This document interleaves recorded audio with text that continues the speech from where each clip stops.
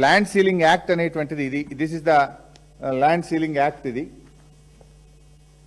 Telangana land ceiling act. ఇది this not my story. ఇది 1973లో వచ్చినటువంటి ల్యాండ్ సీలింగ్ యాక్ట్.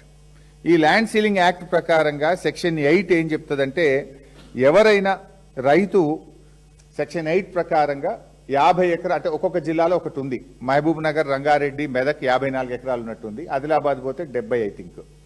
సో ఎవరైనా అంతకు మించిన ల్యాండ్ కలిగి ఉంటే వెంటనే తను డిక్లరేషన్ ఇవ్వాలి అని సెక్షన్ 8 చెప్తుంది.